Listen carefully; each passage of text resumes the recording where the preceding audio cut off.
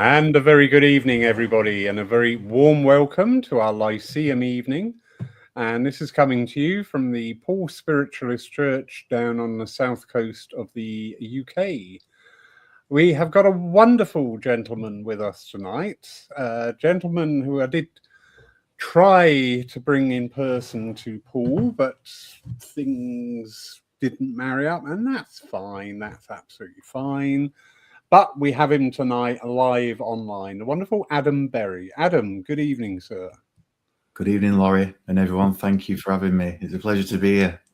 Yeah, absolutely. Adam's up in Bolton. He's a very busy person.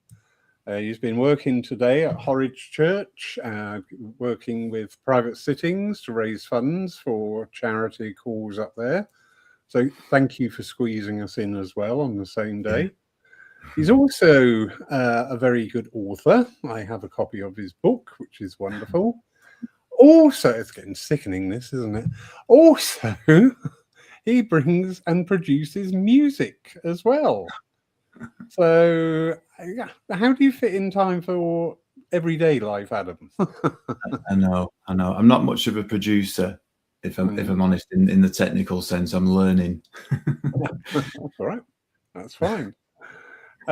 Tonight's topic, we were discussing what to talk about, and it was inspired to come up with spiritualism. Is it a religion or a following? Now, part of the thinking behind that is we often have these conversations in our churches and our centres, and Adam today had it where he was working. People's opinions on should we be a religion? Are we a following? It varies. What's your thoughts, Adam? Well, there's a mixture of thoughts, and I have to sort of go back to how I came into spiritualism, I suppose. And right from being a small child, I remember going through the town of Bury, where I lived then, and we go up Walmsley Road and I see the sign for the Spiritualist Church.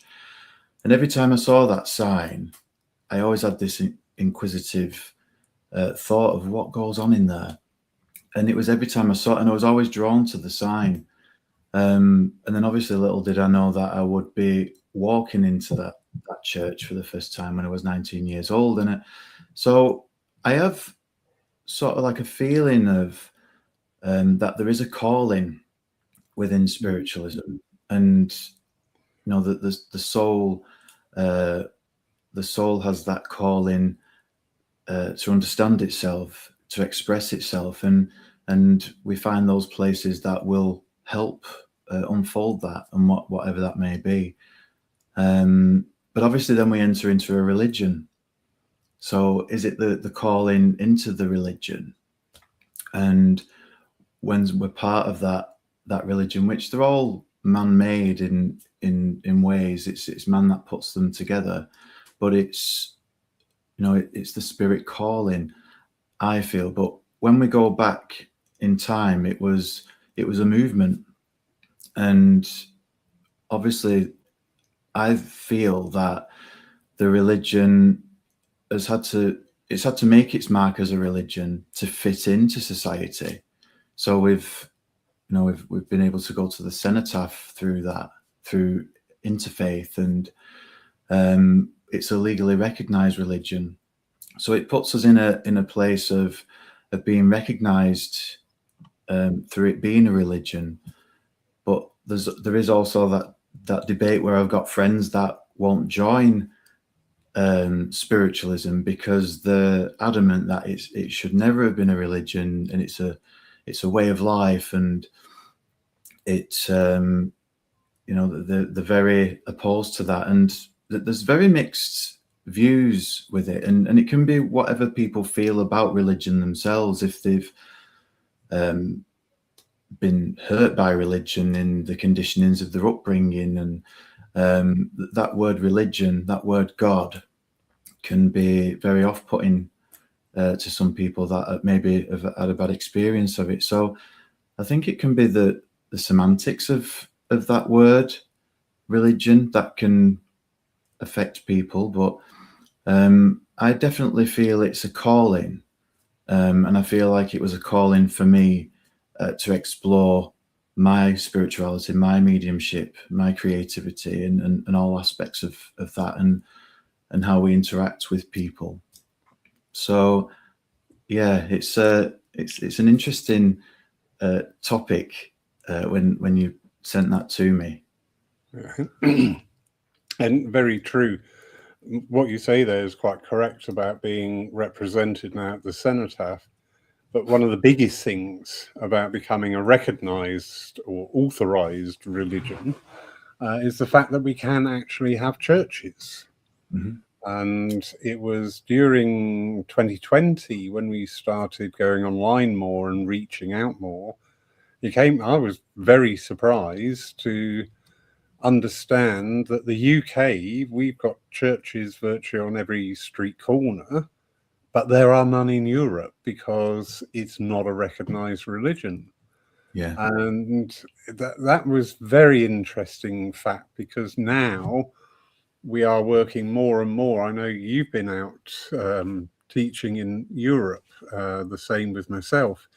And there's this real hunger because it's so new, and because there's this lack of organized places to go to. Every opportunity is sort of like leapt upon now, and it's fascinating the way that's evolving.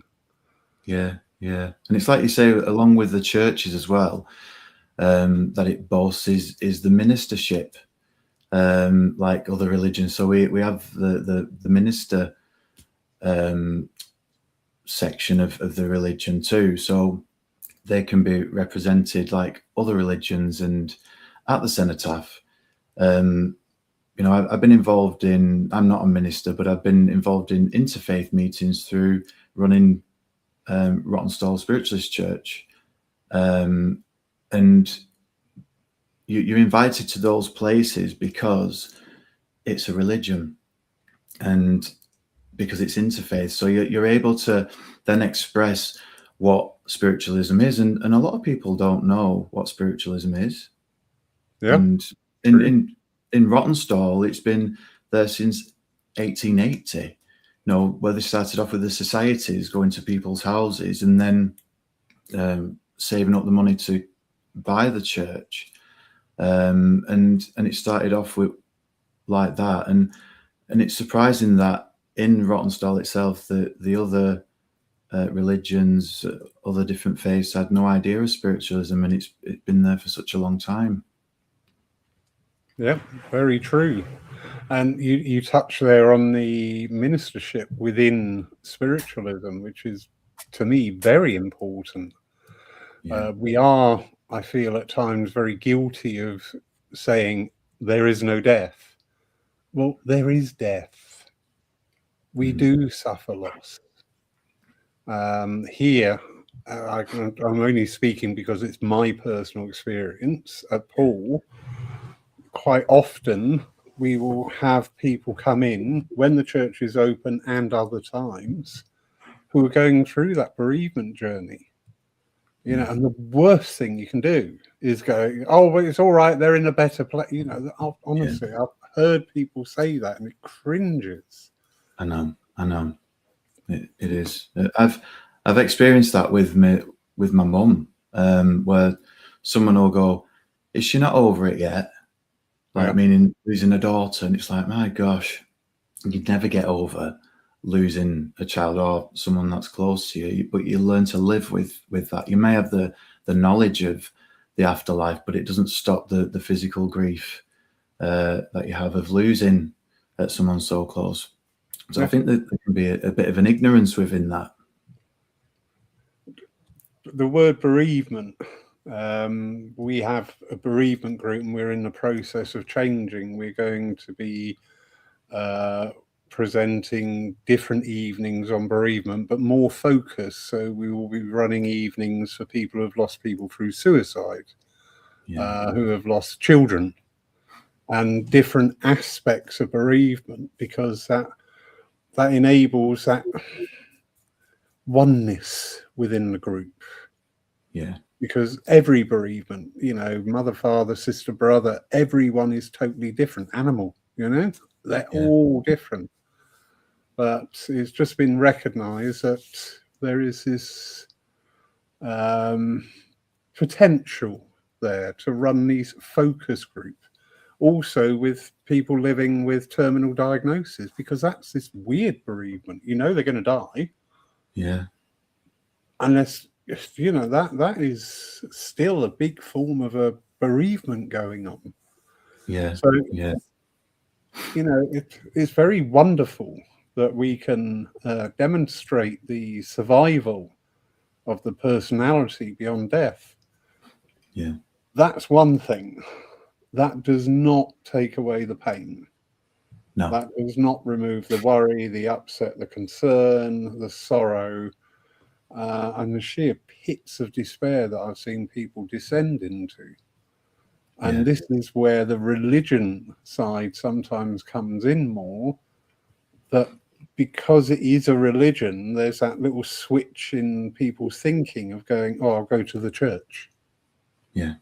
I'll go to the church. I'll go and see that guy down the church. I'll go and see them at the church, because this is where, and the church as well, also being a bigger part of the bigger community in which we live.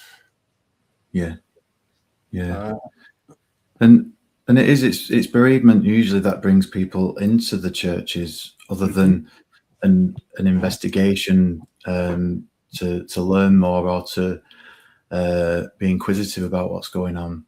But I just know that I lost my dad when I was 17, my real dad, and I went into the Spiritualist church at 19, and it must have took a few years before. I mean, the first time I went into the church, the medium she actually said his name and said a little bit of a situation, and it was very minimal, but that piece of information kept me going back and back to want to know more. I wanted to know how it was, what the spirit world was, I just wanted to know more.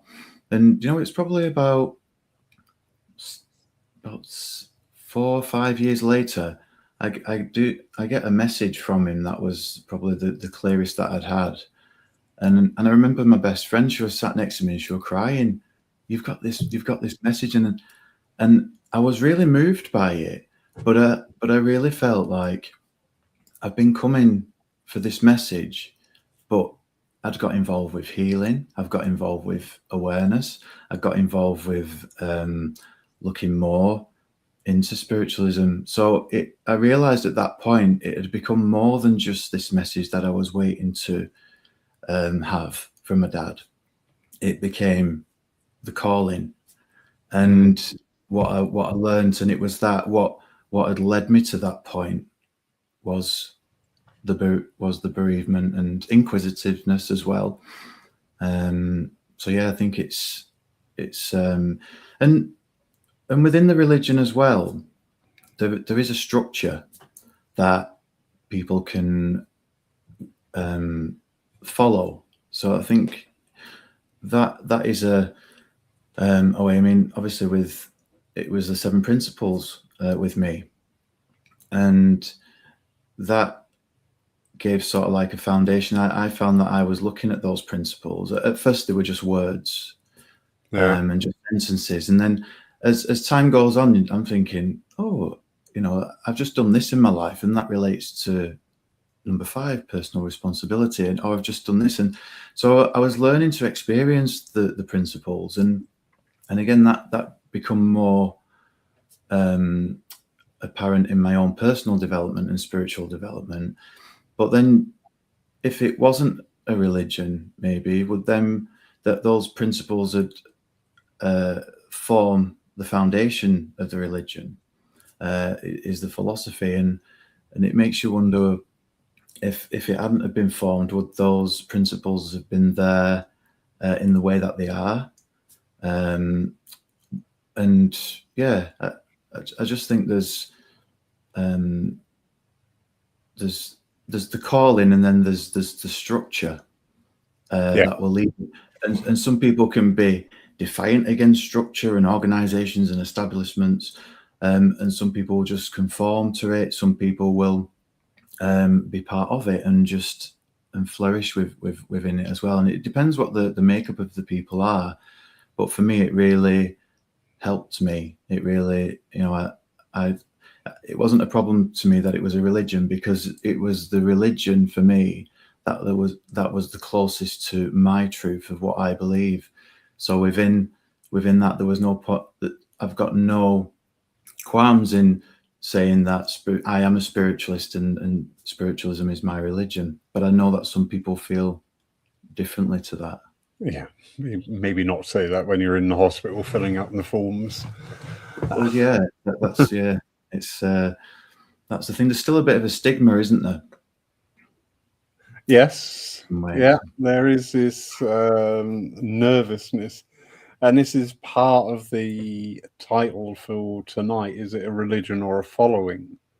I mean, you've just demonstrated that you actively went out, sought understanding, and really pleased. Obviously, wherever you went, they were supportive of that journey as well, which is marvelous. Yeah. Unfortunately, in today's world, people walking in the church go medium, medium, medium, healer, nuisance, medium. And we're so quick to sort of like categorize people who've just walked in the door. Yeah. Whereas when we have this experience and where we have this openness and we begin to understand each other, the greater meaning of spiritualism for me, my big two passions are the healing side and the philosophy side. Yeah. And working with those areas. But there's even, our public face is the evidential medium. Yeah. And this is what people perceive. You're going to walk in the door and somebody's going to come rushing up saying, "Oh, I've got your mother here." Maybe disappointed when that doesn't happen. Yeah. So the following side is, I don't mind people if their version of spiritualism is going to church a couple of times or once a month. That's fine. Yeah. Absolutely fine. Other people will be more ardent. Other people, I have it because I run a church. People, "Oh, I'm not going in a church." And I often go, "Why? Will you burst into flames?" But I get that as well. But the voice of spirit will transcend all the barriers. We're just going to do a very quick hello to a few people. Lovely Matt. Hello, Matt, you wonderful man. Hello, Matt. Teresa. Hello, Teresa. Glynis. Glynis. Hello, Glynis. I met this lady in Germany and she is wonderful. She's a magic lady. She sat there embarrassed now. Steve Bird. Hello, Steve. And Glynis, we have a question. Do you choose to be a spiritualist or does spiritualism choose you? I suppose it's similar to the religion or the calling, isn't it? Because people can, I suppose people can class themselves as a spiritualist but not belong to a religious organization. So we have that sort of way. But then when we are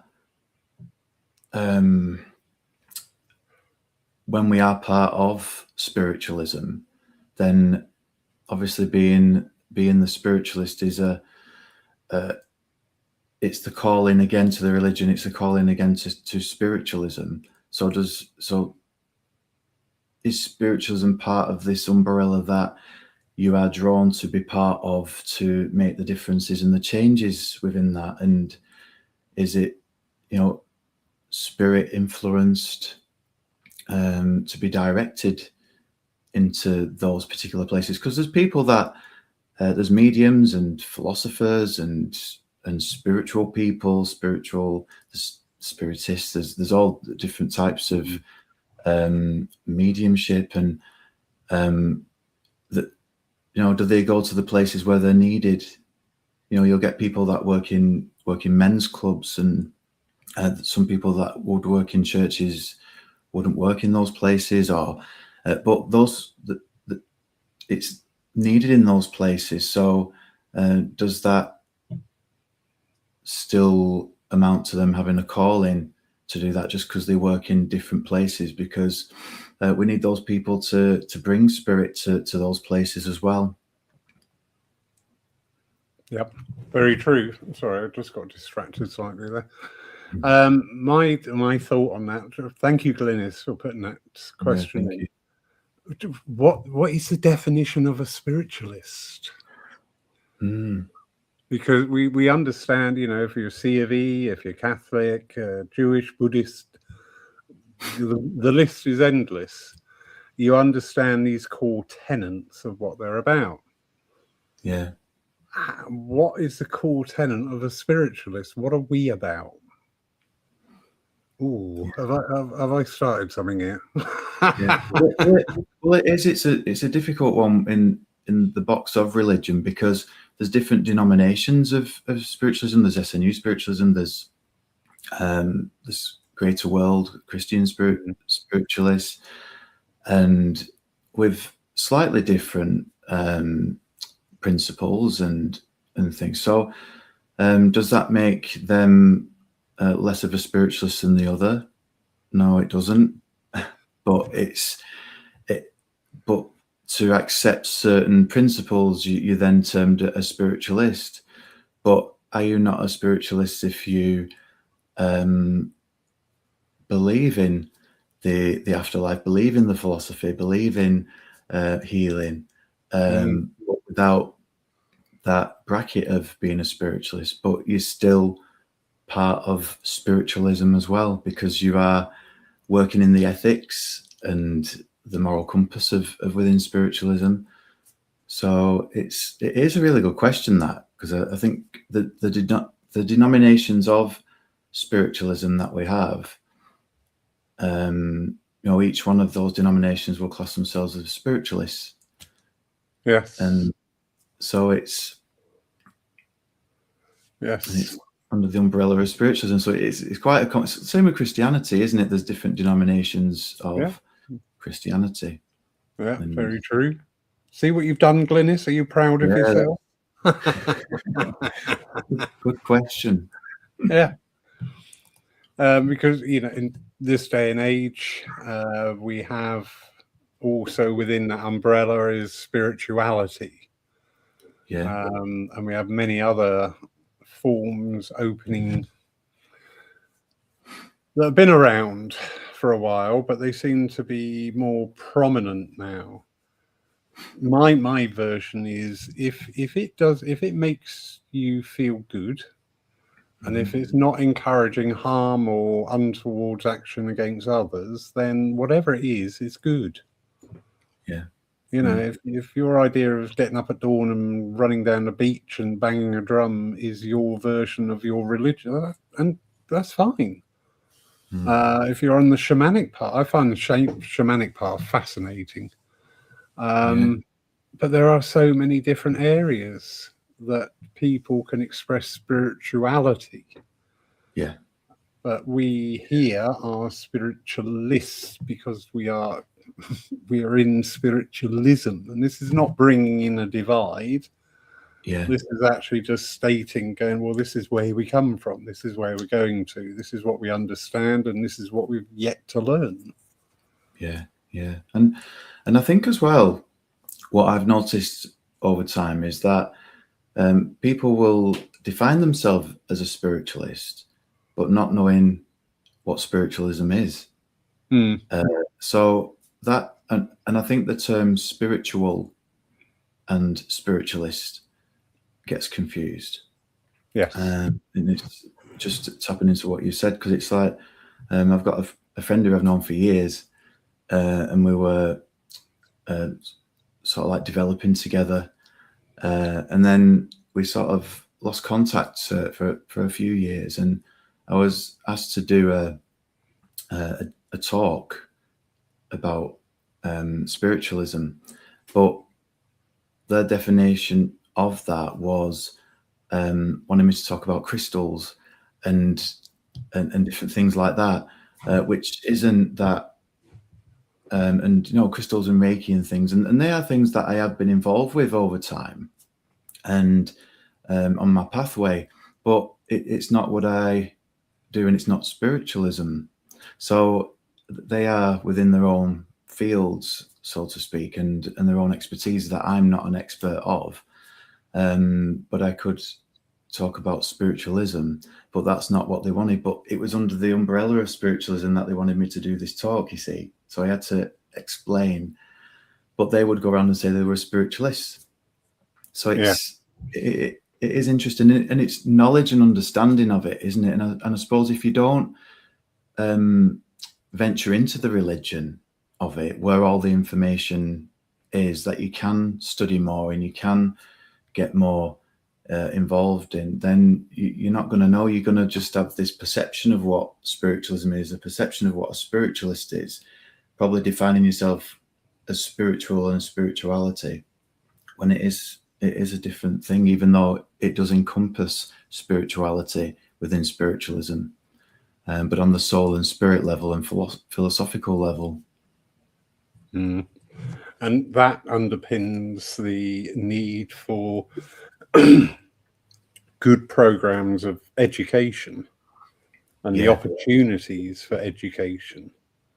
I'm really sorry. This is my ethos. This is Lawrence's ethos. I can't abide signs. I cannot abide going into somewhere and you've got hundreds of signs and loads of pamphlets. I always base our religion, our philosophy, our whole ethos is about communication. So it's having that ability and that willingness and the supporting knowledge to actually talk with people. What are you looking for? What are you finding interesting? Where are you now? How can we help you? Rather than just this barrage of, this is my happy. Well, if you need to put a sign up saying this is my happy place, and it doesn't sound very steady. If you've got to underpin it with that sign.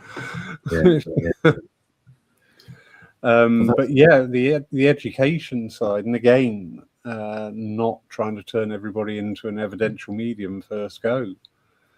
Bringing in, we have talks and discussions here, our psychic cafe nights, which are going to have a little revamp. But we open up the floor and we talk and discuss different things within spiritualism. So it gives people that opportunity to explore, because there is so much more to explore. And people only tend to be drawn to the one aspect of the evidential communication. That's what fills the churches in some ways, or as we were talking before, like the theatres and things like that. And when you sort of look back in time, and I think Estelle Roberts is a really good example of when she addressed people in the Royal Albert Hall, whether there was about 6,000 or 7,000 people in there that was just listening to her speak, obviously influenced by his Red Cloud, I think, if my memory serves me right. But there was a thirst for knowledge within that, and a thirst to be inspired, and I think that's in the formation of where the movement was going and the religion took place. I mean, it was Estelle Roberts and Helen Hughes that did the demonstration of mediumship in the Houses of Parliament and House of Commons, and they did such an outstanding demonstration of mediumship that it then became that legally recognised religion, and that's sort of put spiritualism on the map in the mainstream, I suppose, where religion is concerned. And it's not just, I mean, there's a stigma that people just sit around in dark rooms holding hands, where spiritualism is. It's there isn't an ignorance to that until somebody wants to know more about it. And it fascinates me because they have this concept of darkness, and the films, the horror films that are portrayed, and if I'm honest, the media don't have a very good portrayal of spiritualism as such. And you go on Wikipedia, there's always, if there's a medium that's mentioned on there, it's everything's allegedly, and everything's really downplayed and they seem to look at where there's a flaw in whatever they've done, rather than the celebration of healing that they've actually created within the work that they do. So I think there's a battle with the media, and with there's like an oppression that we've always sort of found through TV and how things are depicted. On TV programs, it's always the medium that's ripping off somebody or taking advantage of somebody, that we then we have to answer to those things, or we get the effects of that, which is unfair, because it's not. Yeah, there are people out there like that. We've got to admit that, but it just showing it in that light, it sort of puts more people off exploring it than actually wanting to.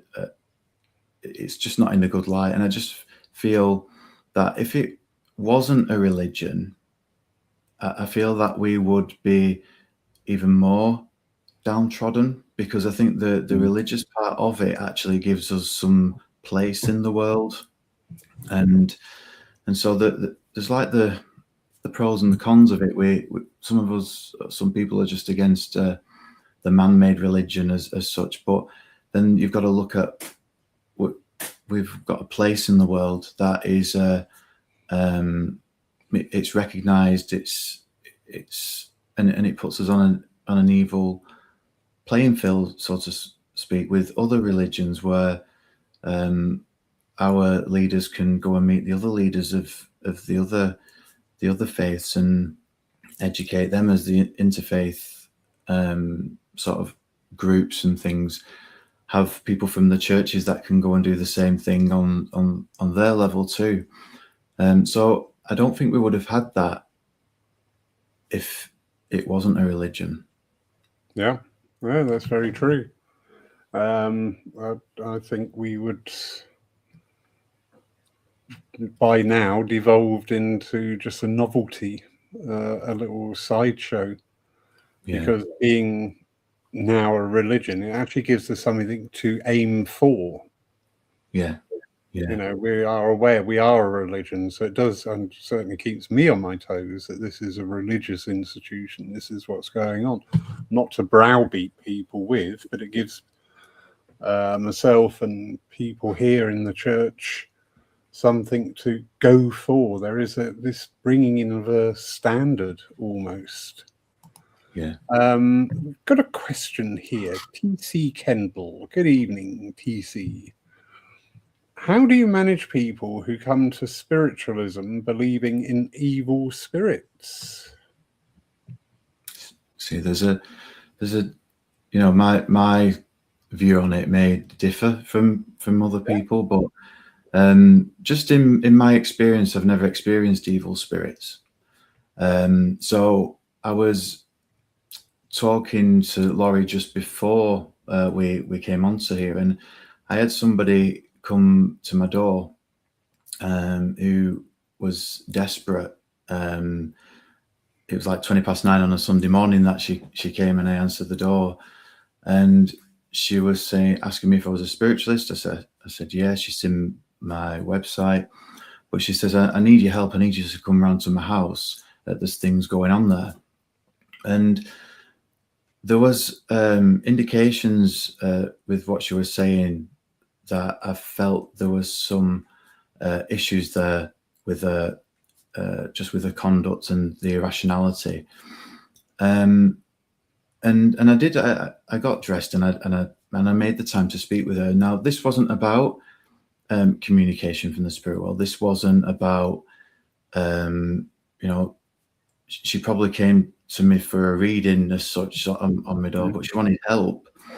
And something that she said was she felt like she had 24 hours to live, which was alarm bells for me. And I just thought, I need to act on this as a spiritualist, as as a human being, you know, we have to act on that. And so I gave that time to her, and the spirit world did influence themselves with me, and I was able to I was influenced to with the name of a husband that was in the spirit world, for example, and I was just in this state where I needed to call maybe not emergency services as such, but like the crisis team or something, that the emergency place, and I just sort of sent my thoughts out, what should I do? And it was, you know, call this name, which was a son. So I was able to then call a son, and we was able to get her the help that she needed. But in that time, she felt like she had evil spirits that were chasing her. She felt that they were coming through her phone.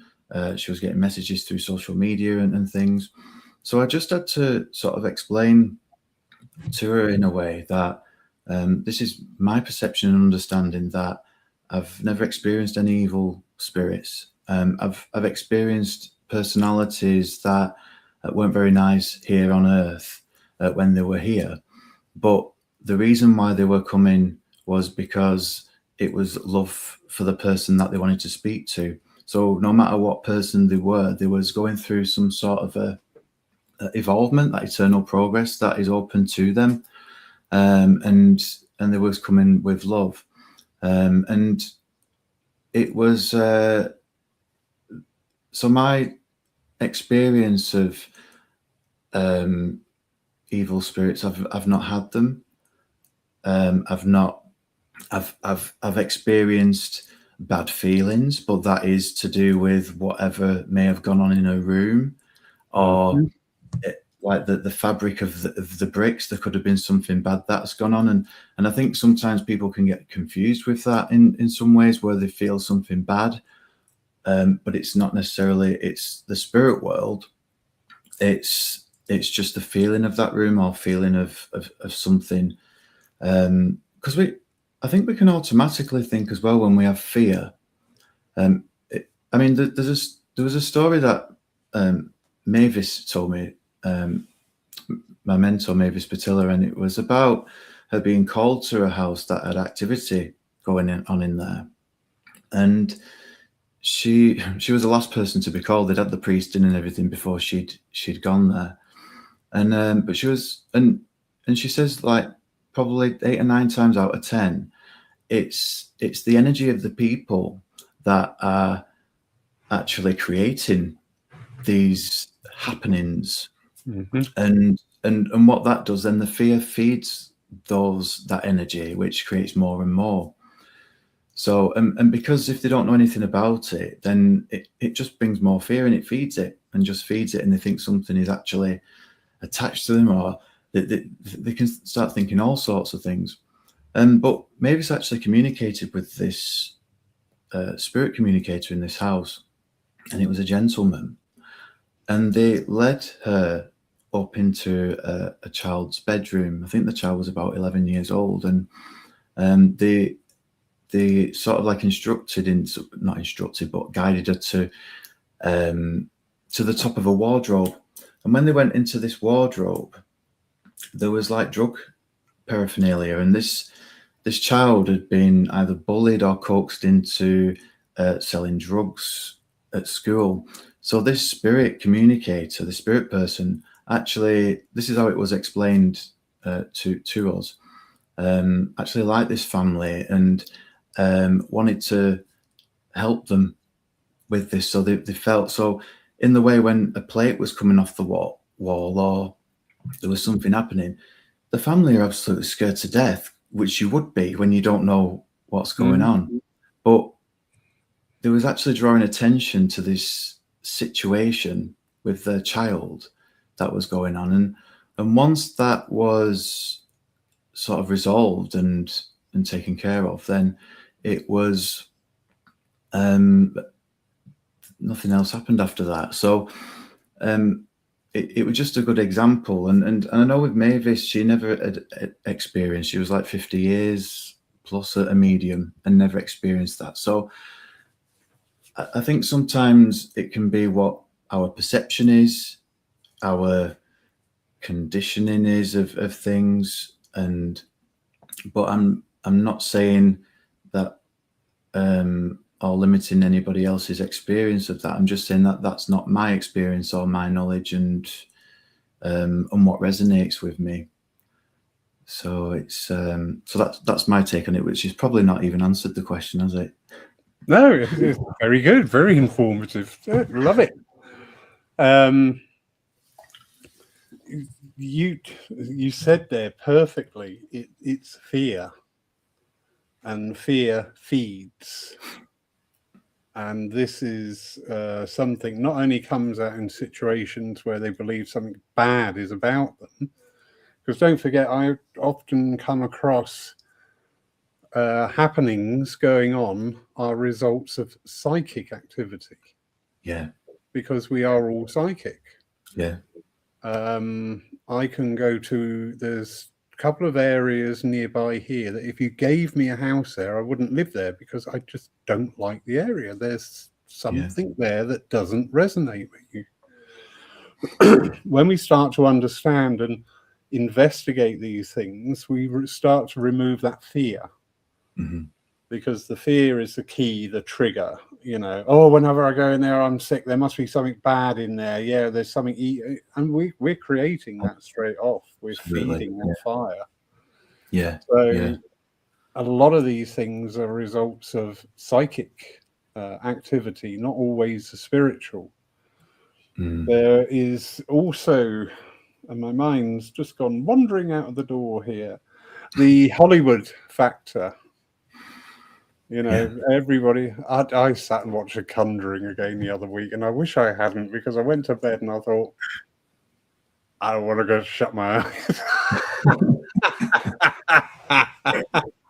If I open my eyes and that thing's there, that's it. But anyway, so there is the Hollywood factor. So people can get a little string of things and put it together in such a way it sounds like this fearful thing is there. William T. Steed, really old book, 1890. He talks about the death sentence, and he's not referring ever in his books to evil spirits, but he always calls them uneducated. And I've had spirit connection with unpleasant people. I wouldn't call them evil, but I wouldn't have a beer with them. No. They're just really unpleasant. Yeah. Because you don't get wings when you die. You're just like you are. Yeah. Yeah. So, but I think to answer, and so hello TC as well. I think to answer TC's question too, within that, what I sort of say is that evil is within the minds of the people that are here, not within the spirit world. Because I believe, there might be some unpleasant people there, but I just feel like there's always a purpose for those people presenting themselves in some ways. And from my own experience, and it's like I had a gangster once, and that really like it threw me. But it was a massive learning lesson for me. But I mean, the way that he passed away, all these different things and how he was, it wouldn't have been someone I mixed with here.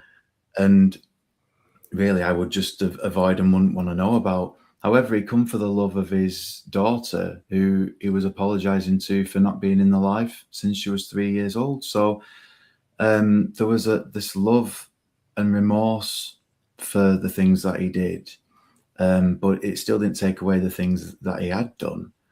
But I felt like he was sort of coming to terms with the making amends to put things right from the life choices that he had here.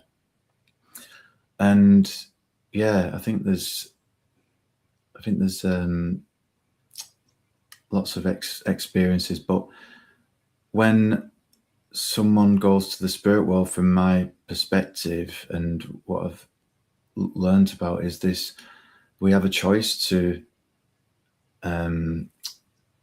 evolve and grow, to progress. And some people maybe are still stuck within that. I'm not saying that there's trapped souls or anything, but in that mindset of being not ready to deal with the things that they have done on earth, and I think that they just wouldn't come back in that sense. So there'd be no reason for them to come back until they have that purpose of letting people that know that they're okay, that healing that comes with communication. But you know, sometimes when we look at Silver Birch, for example, where I'm sure that there's something about Silver Birch where he wasn't a Native American Indian. If he did show himself in the form that he was, then no one would listen to him. And it gets you thinking, well, what form was that? Was that somebody that may have been an evil dictator that has learnt so much in the spirit world? And I know it just gets you. It got me thinking in that way. I think all sorts of things, but it got me thinking. Well, why couldn't they present themselves in that way, and why wouldn't people listen? And that could be a reason in some ways. But obviously, Silver Birch was coming back in love, coming back with philosophy, coming back with teachings for humanity, you know, and to help and to heal. So is that their way of amending things, what they've done on a bigger scale within the acts and deeds that they did on earth? Who knows? But that's a philosophical question, and one where my mind takes me to those kinds of places. Yeah. My understanding is everything is there. You need to ask. And this reflects, and this has been recorded many times of people's transition times, that if you've held no belief system, fine, you're just there. But invariably it comes around to the point of whoever's passed, wherever they are, suddenly they go, hang on, I'm thinking. And then that evolution kickstarts. It starts to come in. Yeah. So, lovely Zar and Adam, they're a smashing couple. They just really are. They're wonderful. Have you ever come into contact with lost souls? You see that again. I don't believe in lost souls. I don't believe that anybody is lost, because initially we're always met by somebody in the spirit world when we do transition, and I just think the intelligence of the soul and the intelligence of God, how can anything be lost within that power? And it just doesn't make sense to me that souls can be lost. It just doesn't make sense. And I've not experienced that, but I've heard of people, and I suppose it's happened in a circle that I was in once, and they were saying there was a little girl in the circle, and she was lost. She was trying to find, and it just didn't sit right with me at the time, and I didn't have any other knowledge or understanding to comprehend that situation. So I just had to sort of absorb it, and I suppose I accept it at the time, but I just thought I don't understand. But there was no actual evidence of this little girl. There was no she wasn't connected to anybody. She wasn't, and I just thought, well, I wasn't aware of this little girl, but someone else is saying it, and other people are talking about this, and I just thought, is it psychosomatic? This is it something where somebody suggests something and then they all, because I used to find that a lot when I was developing, you know, like in meditations and things like that. I find they go on these magical journeys, and I'm thinking, I went nowhere. I didn't see anything, and I'm like, what's going on here? Am I in the right place? And that's my meditations. and And so, yeah, again, I've not experienced that. It's not within my belief system of lost souls, but I know people do believe in that. I know that there's people that do rescue work and things, which it just isn't in my belief system or comprehension, because I just don't believe that we can get lost as souls. Mm. Funny you should send that, because you seem to have triggered something here. So, Cara Martin, hello, darling. She's asking, what are your thoughts on rescue circles? Lovely Robert out in Germany, what do you think of these rescue circles some people have to guide lost souls to the light? But I suppose when it's because it's not in my belief system about lost souls, I don't believe in the rescue circles or that anyone needs guiding to the light, because I just feel like when it is our time to go, because there's a film called When Sunday Comes, I think it's called When Sunday Comes, and it's about a pastor that gets inspired through he was a pastor, a Christian pastor. He was an evangelist as well, and he started to feel that because people were saying you could only get to heaven through Jesus Christ, and anybody else that didn't believe in Jesus Christ would not go to heaven. And he had these things, and it's a true story, this as well. And he had these experiences where he had people in his family that had certain, I think someone had HIV or they was gay, or I think that it was both.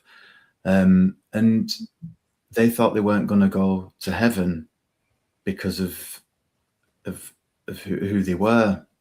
And he came to this realization that what about those people in countries where they can't, they're starving, and there's no churches and there's no religion in those places as such.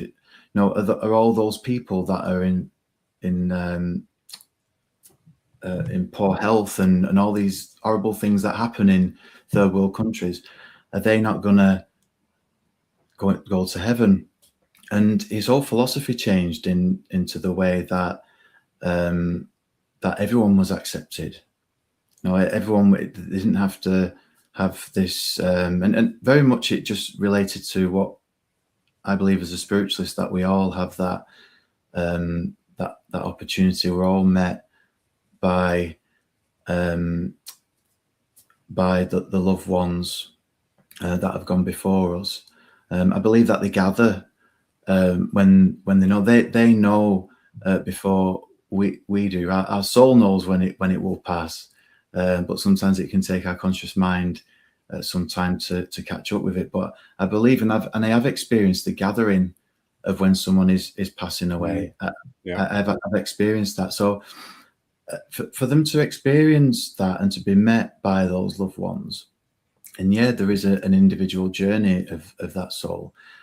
I don't believe that.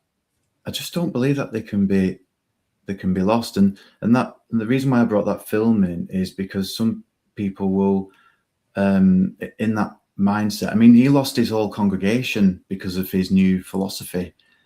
People wouldn't come to his church, and even his marriage and everything. But his faith was so strong that it didn't matter. He still believed in Jesus Christ. It wasn't that his faith was not in the Christian way. It was just this entry to heaven, or the spirit world, is what we would call it. And so I can't. I've got that. I feel I've got that understanding or that knowledge of that. That's what I feel.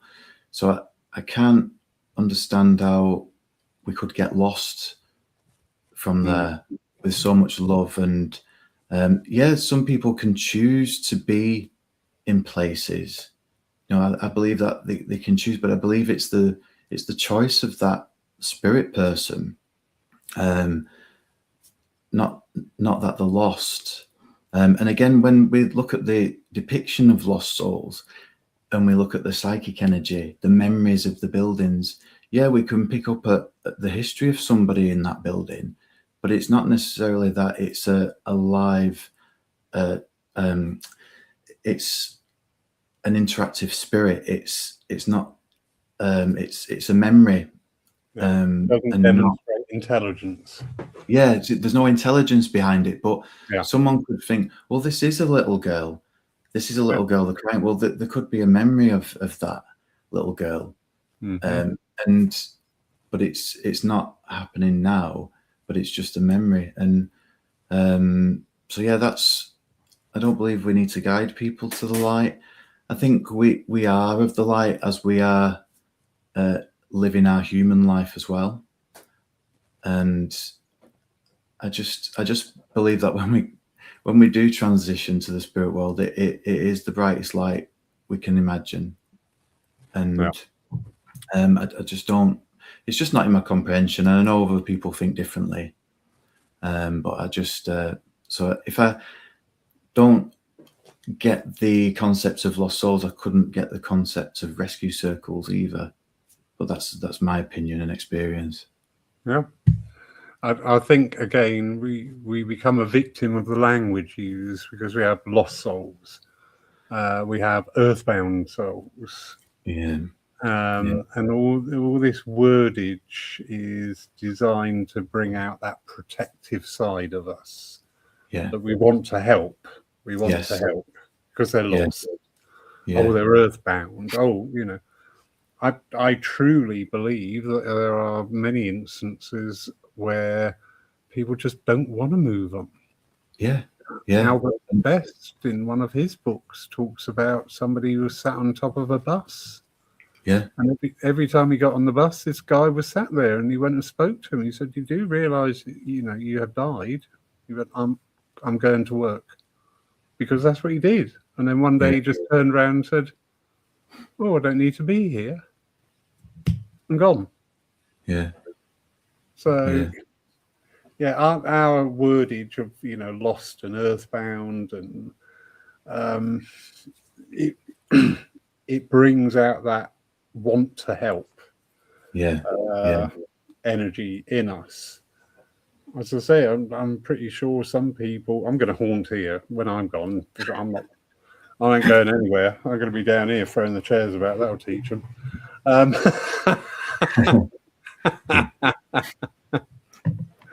So yeah, Karen just saying, totally agree with you. Spirit world are there to help them. The lost soul is not lost.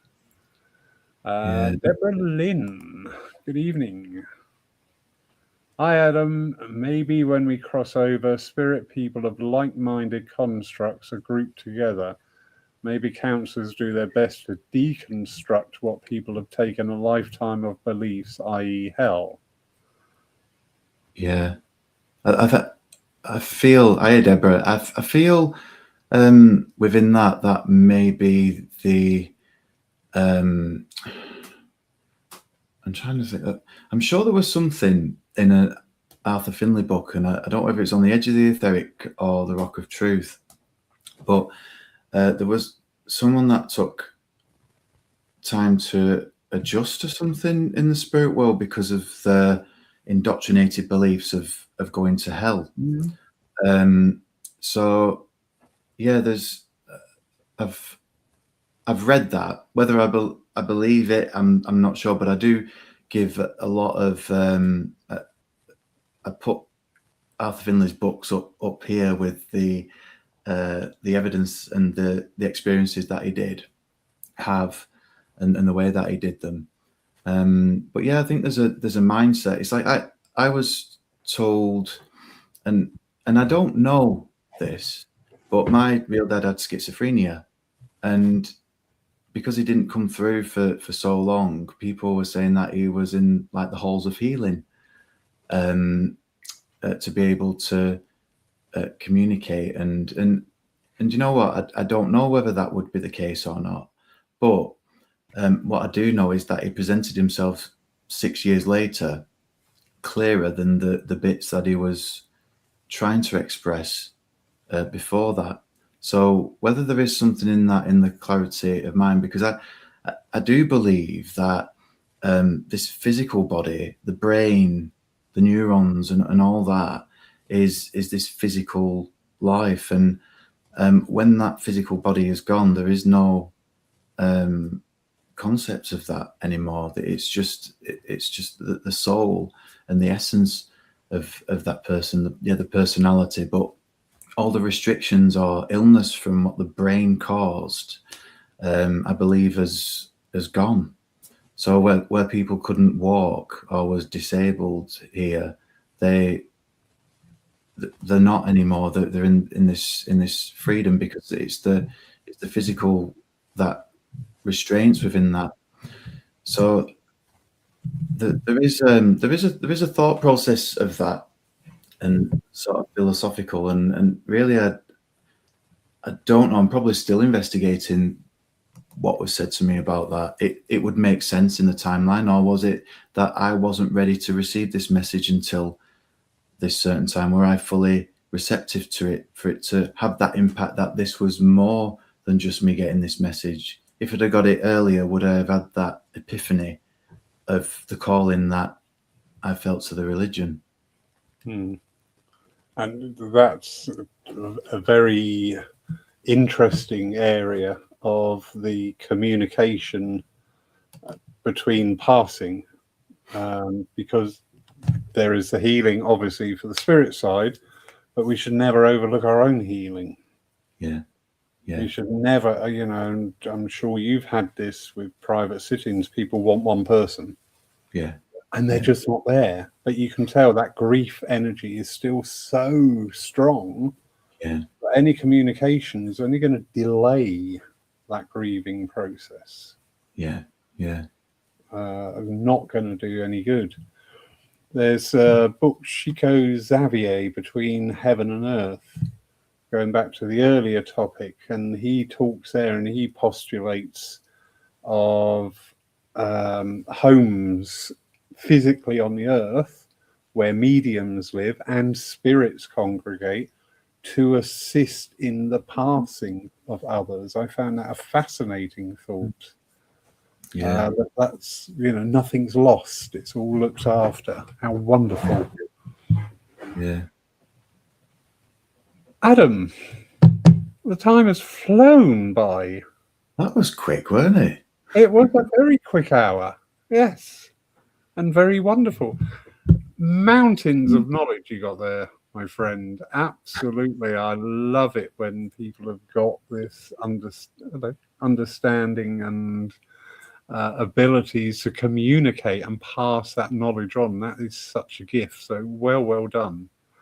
Oh, thank you. I've really enjoyed my time. It's been lovely, and it's always wonderful speaking with you, Laurie, as well. Oh, shucks. Likewise.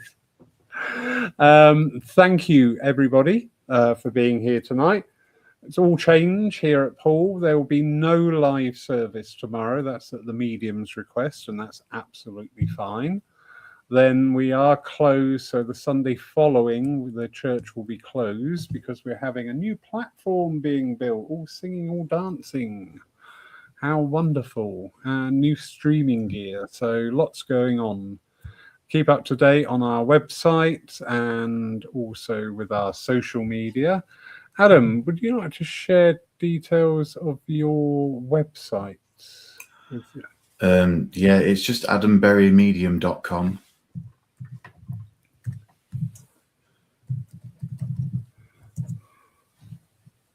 Right, guess what I'm doing? I'll just post that in there. There we go. Right, so the link to Adam's website is now in the comments. So if anybody feels inspired to get in touch, please do.